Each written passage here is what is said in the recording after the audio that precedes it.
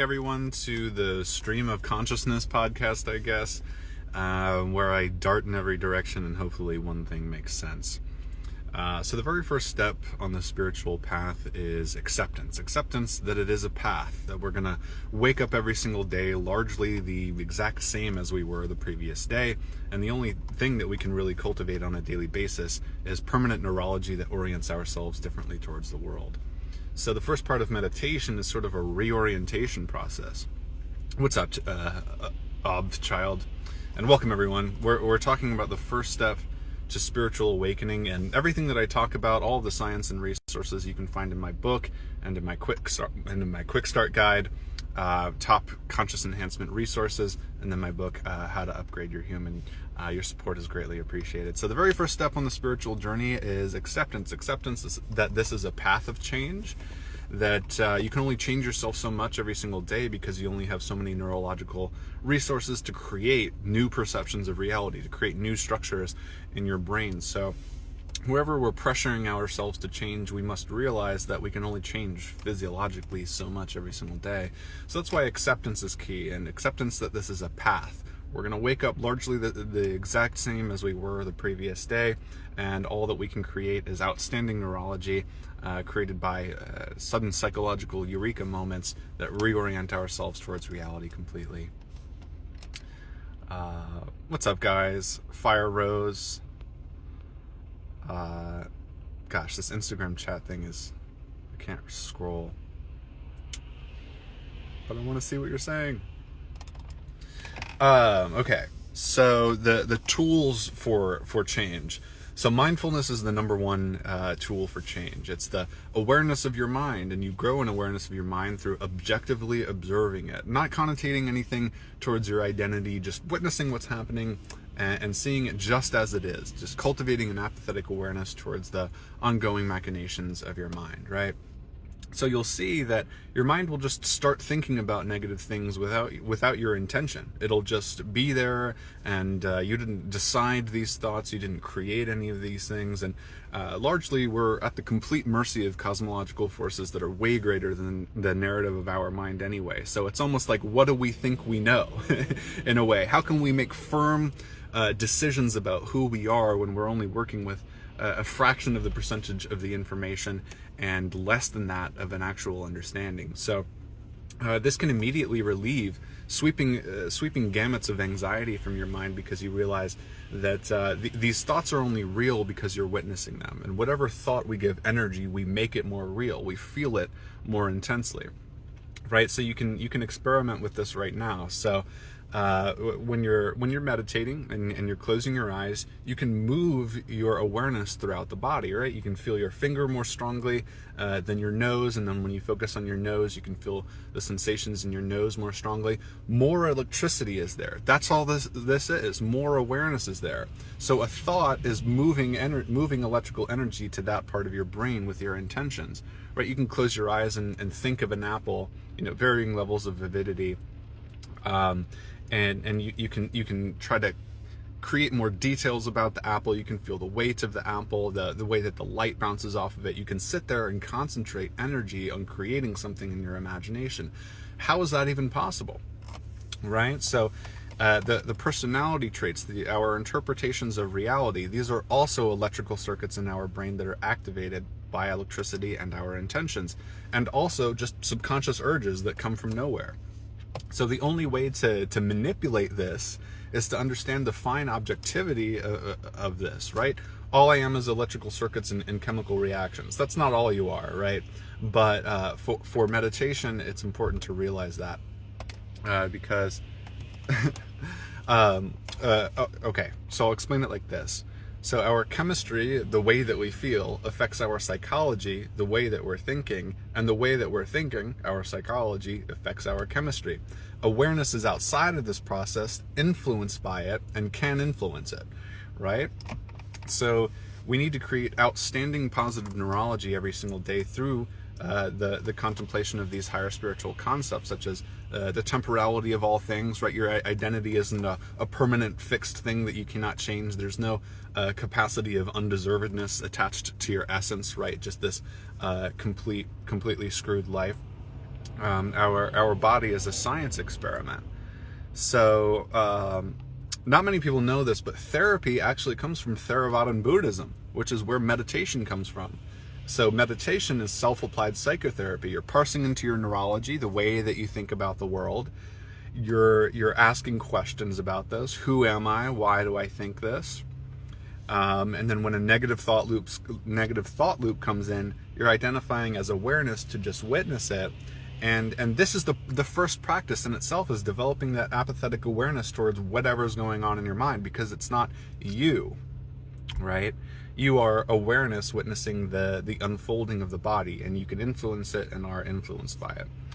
So okay, so you know how when you repeat an action like this, it gets easier and easier, you can control it more finely? That's any skill, right? I like to talk about the click moment when you're learning to ride a bicycle as a kid. There's just this sudden snap into your physiology. You can just do it for the rest of your life. Your body just intuitively gets it, right? It can only get there through your brain knowing what not to do and what to do until it creates the circuit of ability. So when you're meditating, you're creating the neurology of concentration, mindfulness, awareness, the apathetic awareness towards the narrative of our mind that limits our ability to act because we feel frustration and we give up instead of continuing forward because we believe we are innately incapable. And so there's this moment during meditation where we lose the object, right? We lose the focus on the breath or our mind. That's okay. You want to see this moment. You want to witness this moment, because this is where that mental repetition comes in. Literally the mental repetition that creates the neurological circuit of concentration. The reason it's not there, and the reason in our society it's difficult to hold our attention, is because there's just way too many things going on, and we're not taught in school how to use our brain. We're taught how to regurgitate. Literally, there's no... Well, the dominant education system is regurgitative. So this is cycling information in our left hemisphere, limiting our creative ability, limiting our emotional ability, limiting our ability to follow our gut instinct, create create intuitive and novel conclusions to bring to the world. And so we literally have to practice into our brain facets of concentration. And this is where most people give up during meditation. But the gain isn't just concentration, being able to focus. The gain is witnessing the automatic subconscious repetitions of negative thought that at a deeper level of ourselves we don't even agree with and we don't want to sustain and are limiting us.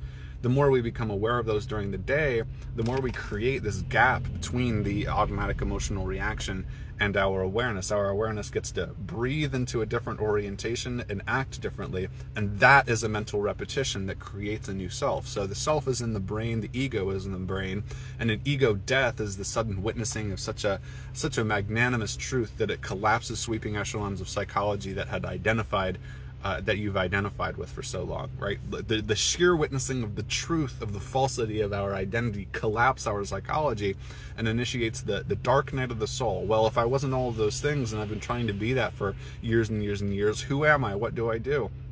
This place of lostlessness. But in this place of lostlessness, we are almost as pure as we were when we were a child, and we have to get better at being our natural and intuitive self, right? Our self is an instinct. And the ego / shadow false self is hypnosis. It's a false creation in our brain perpetuated by the dominant societal consciousness. It's difficult to believe in things that are deviant from what the majority of people believe in. It's hard to change minds because they have their own personal echo chamber of the things that they believe, which reinforces the psychology, and they're never going to listen to the truth because they don't have to.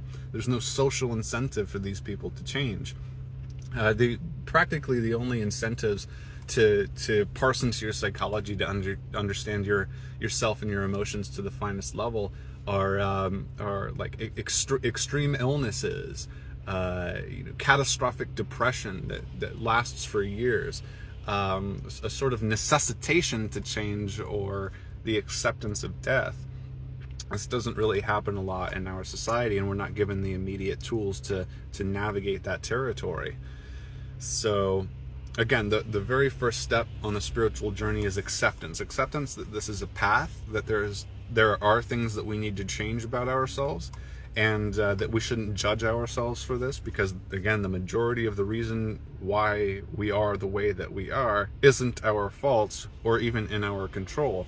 The majority of modern mental illnesses are cultural illnesses stemming from archaic systems of education, religion, science, all of these things. Just misidentifications and mistruths. That's the societal matrix. So this is why psychedelics, specifically magic mushrooms, are the number one way to change, because a lot of the time we can't make enough progress just meditating or just doing yoga to completely transform our reality. We can't get a one-up on the shitty system, right? We can't change ourselves enough before the bad stuff beats us back down, right? Or before we can escape it. So psychedelics give us an immediate snap experience of the truth, what's possible to do if we cultivate our mind, and creates permanent structures of neurology in our brain that permanently change our perception of ourselves and our reality. So we simply must cultivate an apathetic awareness towards our mind, right? Like not giving them energy, because we'll fall victim to that cycle. So mindfulness is the number one tool. And it's really important to talk about the reorientation process, because once you begin this path, you're immediately going to have to fight off the strength of decades of neurology, right? So this is the spiritual wisdom in your brain, right? Just a small pocket of neurology, something that you know deeply intuitively might resonate with more, but then there's this sweeping swath of life experiences that back up this previous perception of reality, and you just pulled into that habitually because the electrical energy is drawn to the path of least resistance, the thickest circuits in our brain. So psychedelics immediately tackle that and delete it faster than meditation does. You need both meditation and psychedelics to be able to do anything, and you don't need psychedelics, but it helps, and it's a tool, it's a medicine, and the stigma is due to the lack of education, right? Starting as early as 12, we should be taught about these things, because in other cultures they're using them as early as 12 to combat things and enhance. And in fact, monkeys would do them. So before I get too far into this, I'll catch up with your comments. And what's up, everyone? Everything that I talk about, all of the science, research, and resources are available on my website. I wouldn't talk about these things if I wasn't doing them. I wouldn't talk about these things if I couldn't lead you into the research that you need to do it for yourself. So go ahead and check out my book, How to Upgrade Your Human, and other services that I offer on my website, such as plant medicine inquiries.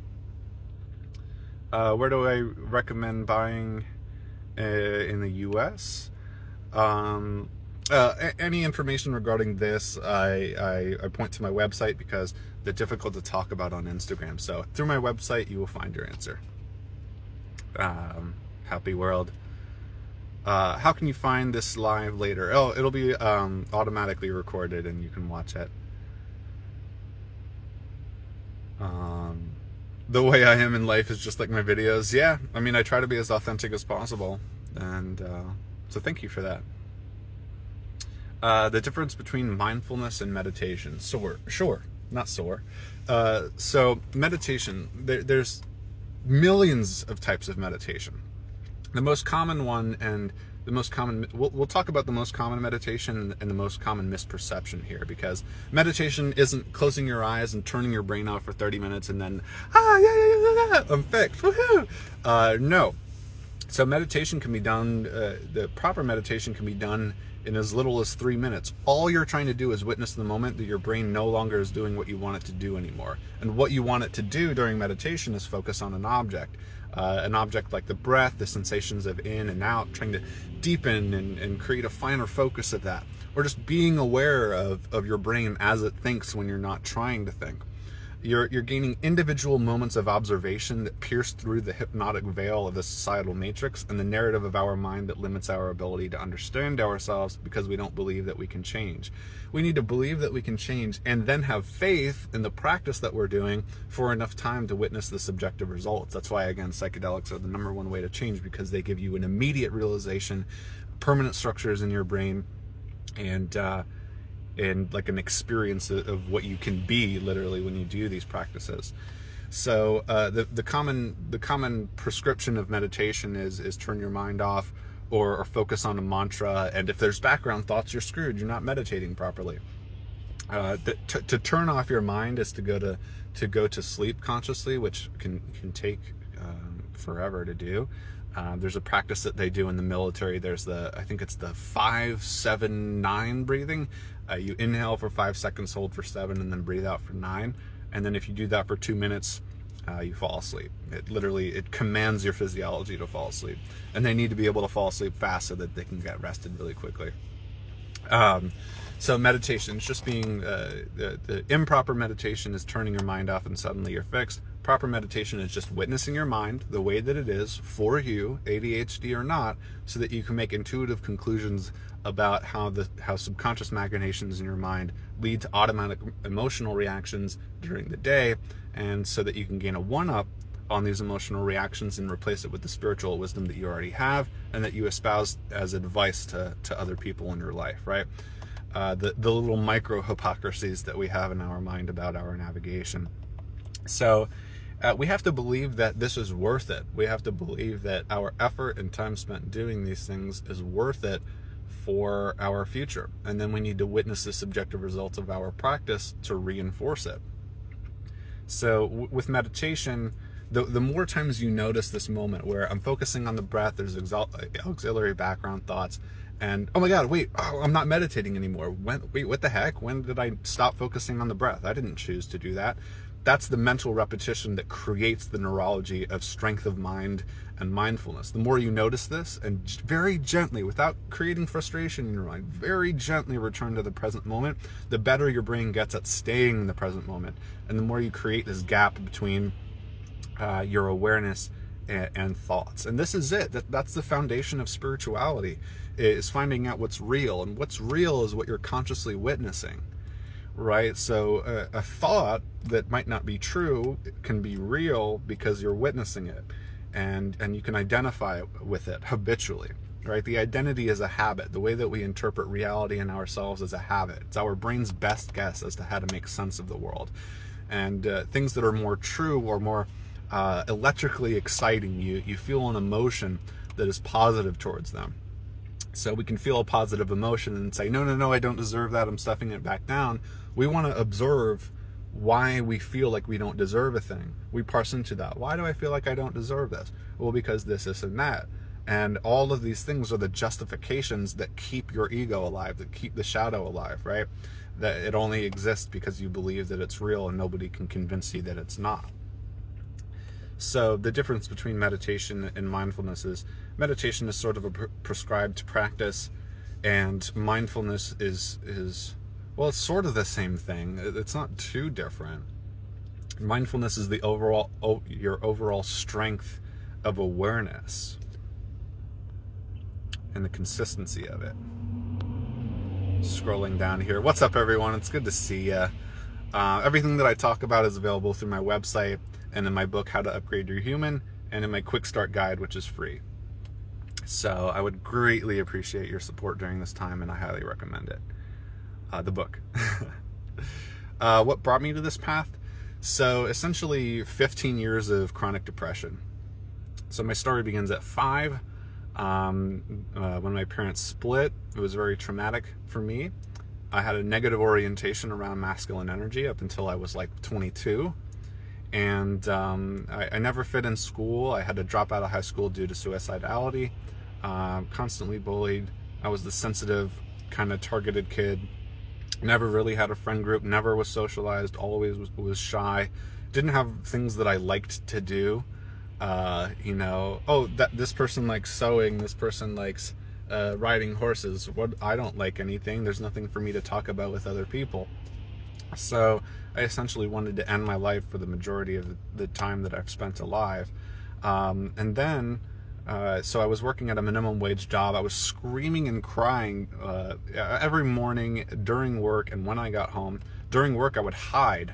I would hide in the closet to just scream and cry. So chronic depression for years, and then I got suspended from this job because I wasn't able to keep up with the tasks just due to depression, and people who I was working with said this guy is just a bad vibe.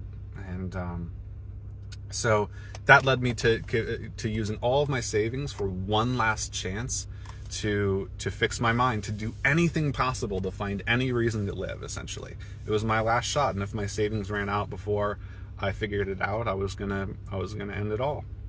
So very quickly into this, I found cannabis, and through this introspective journey, things that I was already thinking about and building in my mind about the nature of consciousness, how to rewire myself, or whatever that meant to me at the time. I had a cannabis-induced spiritual enlightenment experience where I just had this like hour-long experience of eureka about the nature of consciousness, the mind and body relationship, and I became obsessed with this. Why does smoking a plant make me smarter and realize things? And I just put all of my effort into understanding this. It's the only thing that I could talk about. I finally found the thing that I liked. So the reason that I'm at this level of ability so early in my life is because I was just obsessed with it.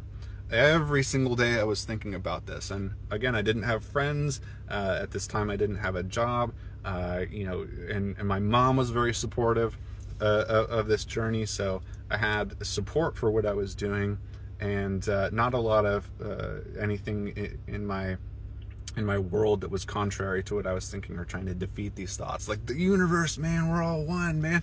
Intelligence is the substratum of our world, right? Like the hippie stuff that's stigmatized in our world. I went with it, right? I went with those realizations because it was fascinating. It was so cool. And the things that I realized intuitively for myself, I communicated to other people who were not doing these substances, and it worked for them. So things that I was realizing with my eyes closed under the effects of magic plant medicine worked for other people when they didn't take the substance. So this immediately validated it for me. And I've been doing it ever since. Yeah, my main practices are breath work, mindfulness, deep introspection, a little bit of calisthenics, cold showers, and just the contemplation of psychology under the effects of magic plant medicine. So that's what brought me to it.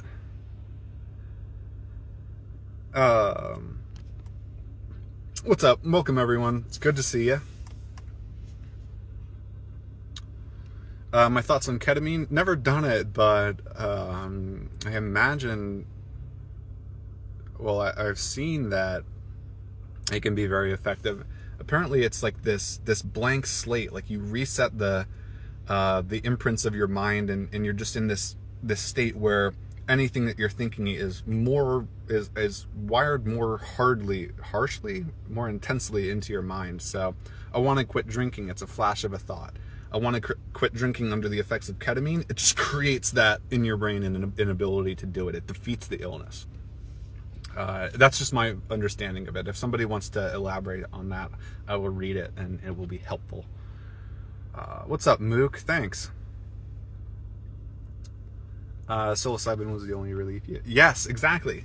So in terms of the stigma and removing the stigma from our own minds and the world about psychedelics, there are millions of anecdotal experiences that could not have been corroborated with each other that validate the effectivity of these things. And it's the number one medicine in the world. It's the safest medicine in the world. Did you know this, that taking psilocybin is actually safer than horseback riding? And it's like something like 75% of people who use it properly declare it as one of the most transformative events of their life. So removing the stigma is realizing that it's only there because of lack of education, archaic systems of governance, religion, and education that stigmatize it, and so on. And we're an infantile race, right? We're just beginning to go in space. We're just beginning to meet the aliens, and aliens are the majority of life, right? What do we think we know? We think we're at the peak of evolution when the majority of people hate each other, and we're close to blowing the world apart. Nah. So that's the Homo Luminous. Homo Luminous, like Jesus, Buddha, these people with miraculous abilities and teachings. So, right, teachings only work if what's being communicated is true. right? And ends up working. So teaching is only possible. Realizations are only possible if things make sense and work, right? Anyway.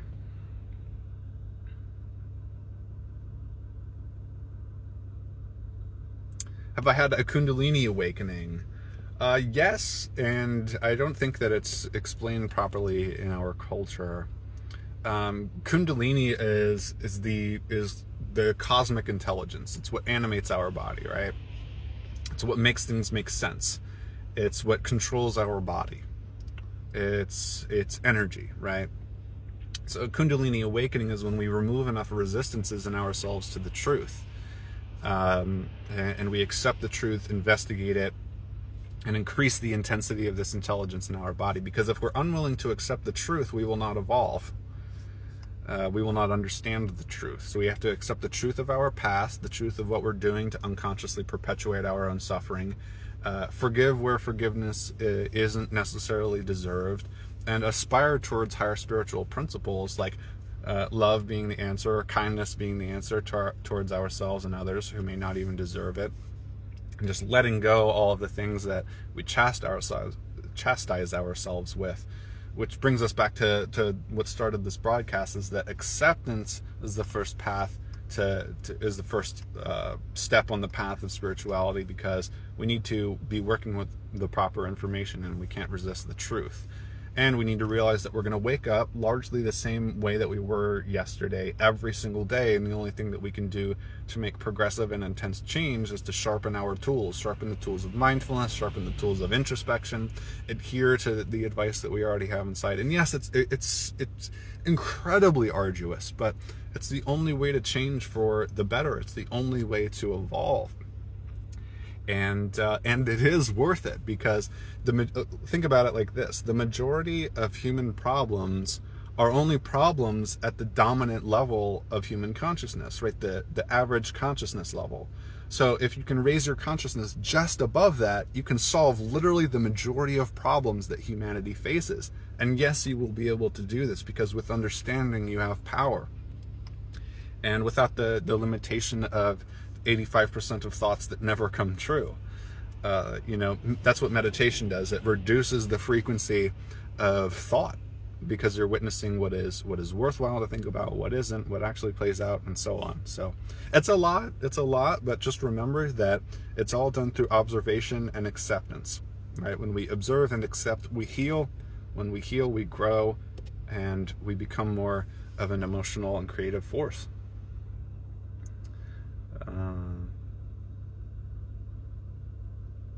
How often do I smoke? Not so much these days, but at the height of my spiritual journey, I would be able to make a gram last about a week.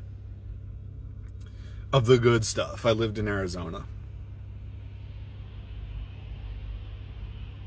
Magic plantness? Oh, medicine. I must have misspoke. How did I get rid of or manage lingering negative thought? I accepted the path. I accepted this path, right? It's almost like accepting that we need to go to therapy almost, and then showing up. The work is showing up. So, and the work is accepting what we find. So, I hate myself, I suck, I can't do this. The only way that we can remove those thoughts is, habitually not agreeing with them in our mind during meditation, and then encountering those negative thoughts during the day with something that intentionally frustrates us or intentionally makes us feel that deep vulnerability and wound, and then use our will to progress just beyond where we normally gave up. So it's this threshold, it's the comfort zone, right? So the cycle just keeps us in this, the discomfort zone, really, the comfort zone, whatever you want to call it. The psychological loop keeps us there, and unless we intentionally challenge it, we will not expand our scope. That's just the science of it. We just have to accept that, and that we can do it. And the ego will go, but this, but that, my life situation this, I don't have enough time. But you gain time when you do these things, right? You gain time through meditation and things like that. I sound like Alan Watts. Thanks. Thanks, Todd. Thanks, Terex. What's up, meme? Just scrolling up here. Just talking about whatevs.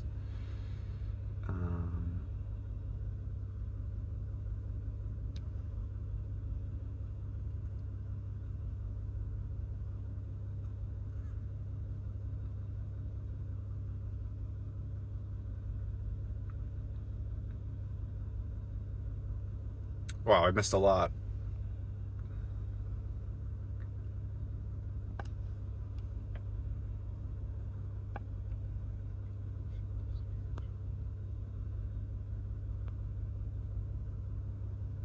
Acceptance is hard to accept, absolutely. But what if you knew that that was the way?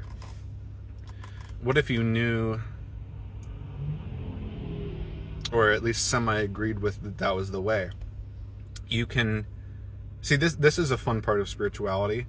You just have to accept. You just have to have the orientation of acceptance of the way that you are, a non-judgmental demeanor, and then an observation of what's keeping you in that negative spot that you don't want to be in. And that's it. You can just sit there and do nothing. And you only have to meditate for like 3 minutes a day just to get those subjective realizations. So if you just sit with acceptance, it already starts doing the work, because you've removed the pressure onto yourself to change, or the guilt and all of these things. You can remove guilt and all of these things just through acceptance. You don't actually have to do anything. You can wake up whenever, you can do whatever. Just challenge yourself emotionally for 15 minutes a day, and you're doing the work scientifically, right? You can't change. You can only change so much every single day, because there's only so many neurological resources to create structures of new perceptions of reality. So if you're overpressuring yourself to change too much in one day, realize that's scientifically and physiologically impossible. And that the minimum amount is like 3 to 15 minutes of doing a hard thing that is contrary or contrasts the negative beliefs that you hold in your mind. For me, it was just learning how to learn. I thought people were just good at things or not, and practice wasn't a thing. But one of the main parts of my spiritual journey was skateboarding, because that's what I hated the most. So I would get to the point of frustration where I usually gave up, but because I was oriented to try to work with the frustration and to try to progress, I did. It was easier for me to do it again. And then once I achieved a successful result, it kind of clicked in the whole concept. Oh, largely what I believe about myself is wrong. It's just an emotional reaction protecting me, and I can defeat this. Nobody gave me the tools to do this, so none of this is my fault.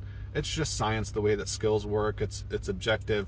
It's just repeating things into my flesh enough until my brain understands it and I can do it for the rest of my life. Just like the click moment when we're riding a bicycle, just suddenly snapping into position, and we can do it for the rest of our lives. That's how every skill or understanding works. It's a sudden explosion of electricity. Your brain gets it after enough repetition or the contemplation of a question such as, who am I? Where do I come from? Why am I feeling these things? Why am I this way? And everything like that. I would go on 10-mile walks and just ask in my head, who am I? Where is this coming from? Like, where is this coming from? Where is this coming from? Where is this coming from? And it would help me realize things about my mind. And if you're doing that on a daily basis, Magic Plant Medicine accelerates those realizations. Yada yada.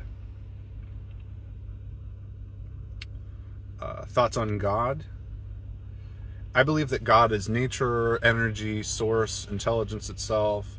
We are part of God, and that we are equally individual as we are unified, right? The unified field in quantum physics. And the Atman is the Brahman, the same thing. So we're equally unified as we are individual. We all dispose a sacred will, which is the influence over creation. Because we're all the same thing, we all dispose those abilities. And getting closer to God is accepting the truth of yourself, accepting your natural inclinations, accepting where your gut instinct and your intuition are leading you, and knocking down all the psychologies that are resistant to that due to the beliefs that we have about ourselves, the state of the world, and so on. Like, I have ADHD, depression, and anxiety. I'm permanently fucked. There's nothing I can do about it. Instead, accepting the path of spirituality and doing anything to be aware of the micro hypocrisies that keep you in that state. All of those things are real. Anxiety, depression, and ADHD, all of those things are real, but the symptoms aren't your fault, and the symptoms aren't attached to something permanently, to your essence beyond your mind or your deservedness. And there are things that we're doing to consciously perpetuate our suffering as sort of a pseudo protection mechanism. So the only way to break out of that is to be willing to change. To be willing to change. And if it's too difficult, using magic plant medicine, because magic plant medicine literally hooks you up with the truth, / unhooks the matrix thing from the back of your head, and gives you an experience of what's possible on the spiritual path. Because when you take these substances, your consciousness is raising in vibration or intensity, and that's something that you create through the contemplation of these spiritual concepts and the integration of them, until you can actually literally synthesize that higher state of enlightenment. How do you observe without becoming distracted? Practice. And see, what sucks about this is I like to make these concepts easier to digest and integrate, but at the end of the day, they require an immense amount of practice, dedication, to get the subjective results that you're looking for.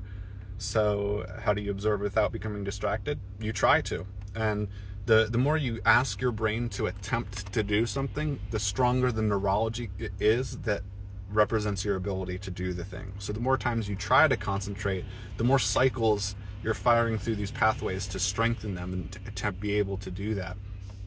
And you have to be willing and determined enough to get those results, because you could say, oh, I keep trying, I keep getting distracted, I'll never be able to do this.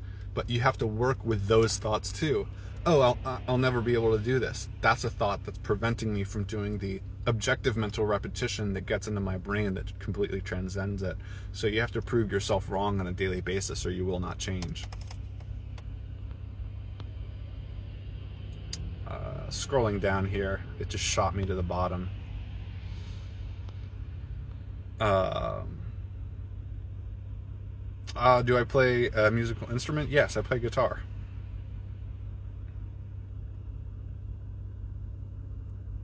So anxiety, ADHD, and so on aren't curable, but more treatable. So they're treatable through practice. They're treatable through magic plant medicine. The symptoms aren't your fault. They're miswirings of the brain. But I was diagnosed with everything under the sun. I was diagnosed with dyslexia, autism, rage. I was on antipsychotics. And my only way out was spirituality and magic plant medicine.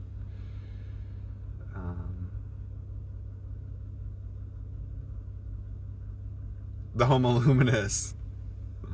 Yes. So it's intense. It takes a warrior-like demeanor to be able to do these things, because it's a fight, and the system, the man, is in a war with consciousness. They need to beat us down into submission to control us. They control us with fear, and yeah.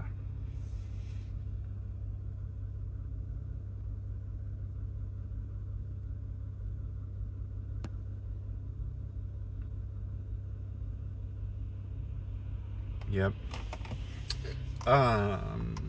So where should we go from there? That's pretty much it.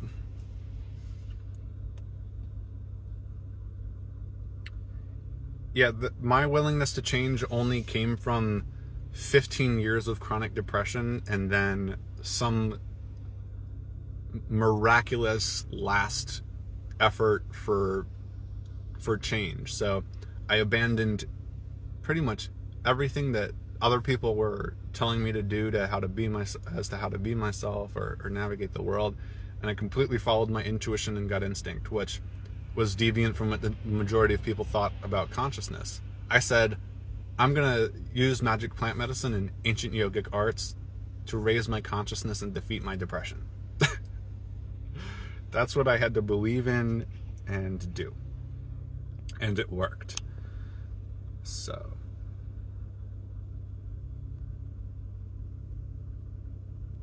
how would telepathy work if you send messages to someone who isn't consciously concerned with telepathy? They would think it's just their own thought, just a random passing thought. So with telepathy, both people need to be somewhat practiced in discernment of their mind and to be able to concentrate enough to host that intention for long enough so that somebody picks up your message.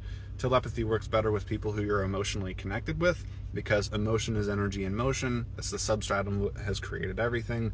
And the more you interact with somebody at an emotional level, the more your atoms literally become entangled, quantumly entangled. And all of that information is available online. So that's how telepathy works.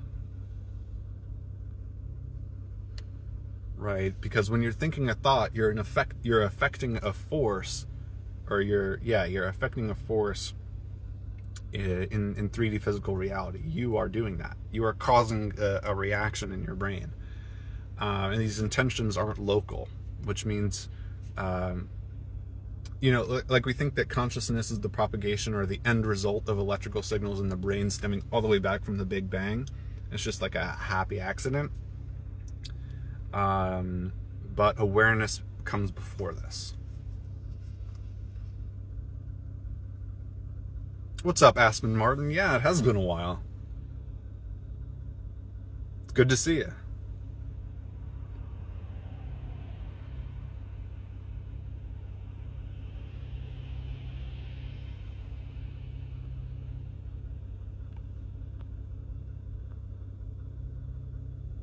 Do I ever have bad days? If so, which steps? Yeah, bad days happen. Things outside of our control, and whatever, but ideally you create enough momentum in your tools of mind to not be as affected by it and to be able to heal, I guess, the bad day more quickly. Right? The entire process of spirituality is getting out all the gunk in our mind, inconsistencies with truth, the things that we think about anxiously that never come true, and the more that's cleaned out, the less accumulates. So the bad day, when you're already depressed, is a worse day. But when you've made a lot of progress in your mind and with your spiritual tools, it's easier to navigate, and the effect of that bad day doesn't last as long. So you're never going to escape it. You're never going to be okay and happy, with everything. Especially as a householder, and especially in America. So a lot of these prolific states of consciousness, enlightenment, permanent happiness, and tranquility, those guys were ascetics. So they would go into caves and make it their entire mission of their life to use every single waking moment to fix themselves. So these were day-long meditations. They would put themselves into a lower level of homeostasis and just do the work. It's hard to be able to do that with what's going on in our world. So don't expect too much of yourself or anything out of this process. It takes a warrior-like demeanor, and you can do it. It's a slow cultivation, and I'm here for you. I really am. And magic plant medicine, I swear to God, it's the fix. It's the fix.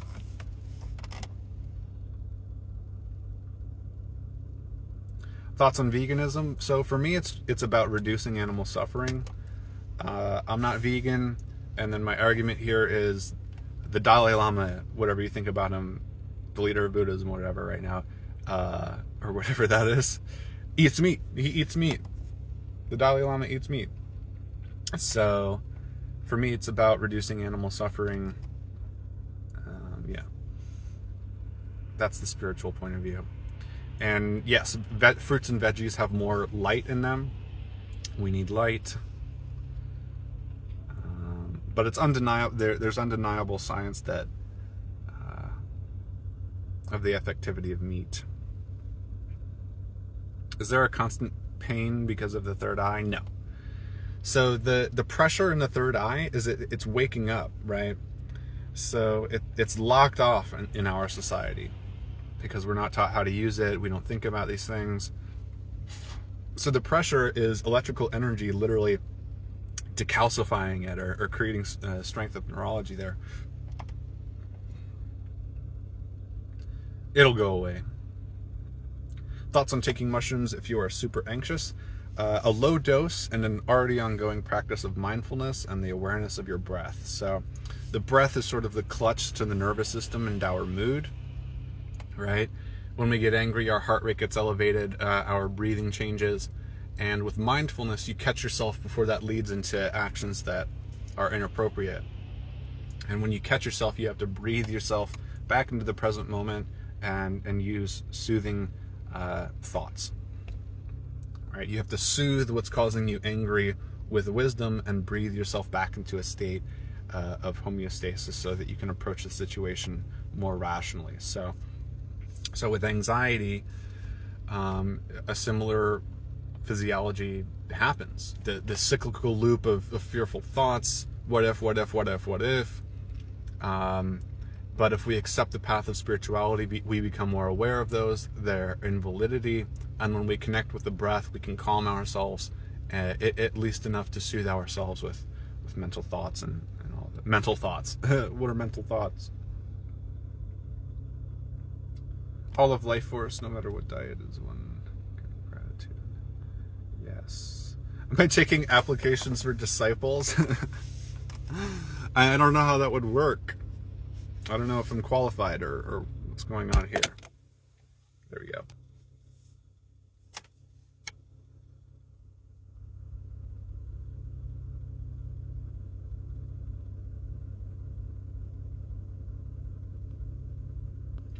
Yeah, those are the tools for taking magic plant medicine, is remembering to connect with the breath, remembering to just be aware of what's going on in our mind, not trying to force to not think about anything, allowing our thoughts to happen, breathing ourselves back into a state of neutrality, and looking at those negative thoughts and try to beat them with logic, right? So one of the first steps of meditation is a relogicization process, a relogicization of the navigation of your mind and your habitual interpretations of reality and yourself.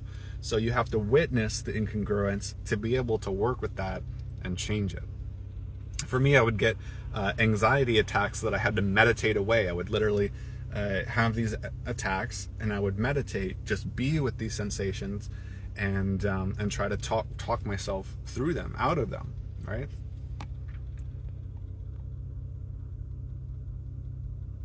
And we have to be willing to change. We have to accept ourselves the way that we are. We can't judge ourselves or feel guilty or believe in a static incapability.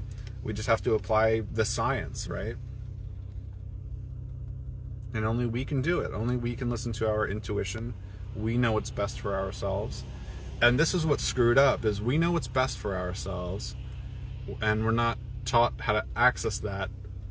And the negativity of the world limits our literal perception of our gut instinct and ability to follow it and follow through. So we're out of practice of being ourselves. So that's the first dark night of the soul, is a sudden realization that everything that we've been believing about ourselves and what to do in the world is wrong. It wasn't truthful. Okay, where am I now? Who am I? And then trusting that you can live life intuitively. That instead of trying to script the chaos of an anxious situation that's going to happen anyway, you're thinking a little bit, you're critical thinking to keep yourself safe, but then you're letting it go, and then when that situation happens, you're acting intuitively and instinctively. Right? Just like when somebody asks you a question that you don't know that they're going to ask. You either have an answer, or you think for a second about it, and then you can answer. Right? It's just pulled out of you. It just naturally happens. So if you're trying to script chaos, which means, okay, this situation has to go like this, I need to be prepared in this certain way, you're trying to script things that are going to happen in a random way, and it's going to cause anxiety. It's just not possible. Our brain doesn't have the compute power to go through literally every single possible situation and choose one that's going to work. The one that always works is intuition and accepting the way that we are. Or even realizing the thing that we were anxious about, we don't even want to do. And that it isn't about doing it, it's about not doing it. Like whatever a parent said, whatever society said, if you believe that you only have this one life or this one shot at being you, then you should live it from your heart, right? You should live for the things that you want to live for, even if it messes up friendships or family stuff. It's more important to become your fullest self, because that's your strongest self. if you're trying to adhere what society is trying to tell you to do to be a worthwhile person, or the negative friend groups, then you're going to limit your power to those ideas instead of transcending them, evolving, becoming stronger within your own self. Right? You want to investigate your curiosities. Your curiosities lead into the challenges that accrue wisdom. And if you're not obsessed with it, you won't do it for long enough to achieve phenomenal results.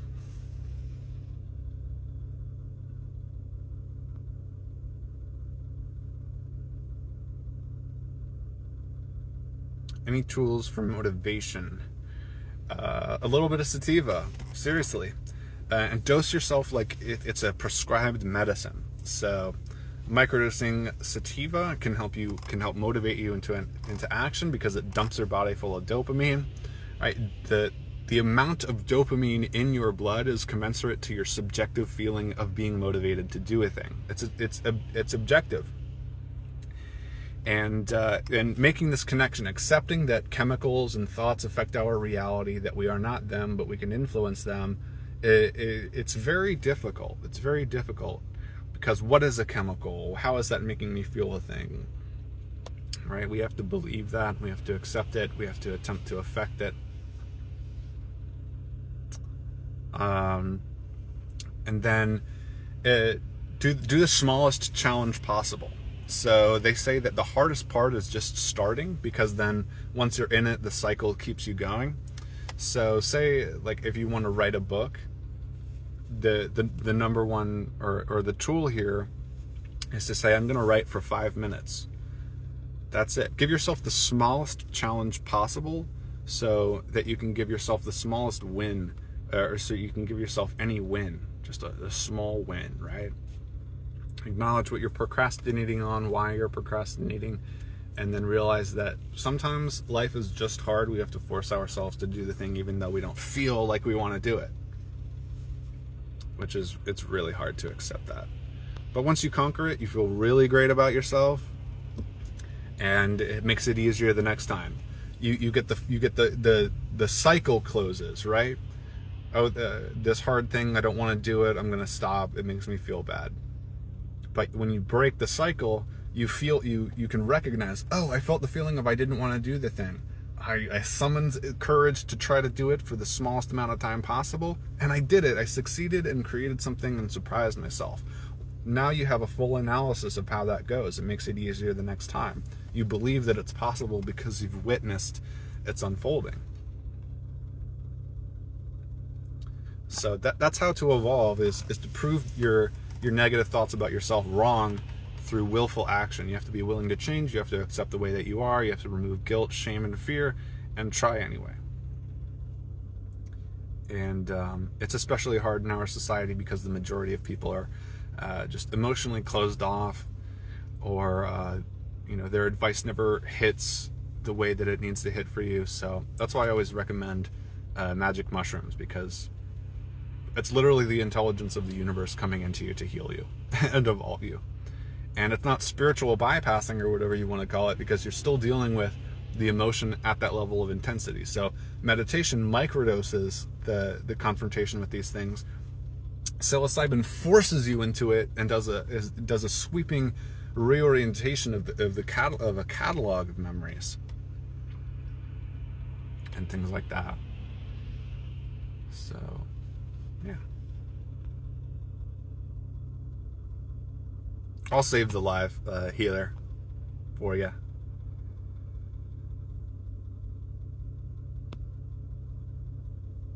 Okay, so that's all I really had to talk about.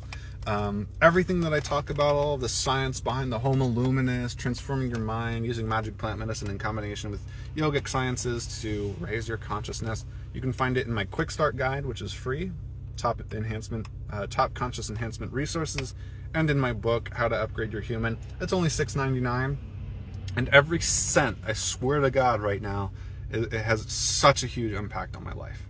Seriously, because I try to create this content for free because I feel like it should be free, available to everyone, and I've always had trouble asking for compensation due to that, because it's just so easy for me to give this for free. So whether you read the book or not, that's a great way to support me, to make me continue doing these things. I've been super burnt out on a lot of it, so yeah.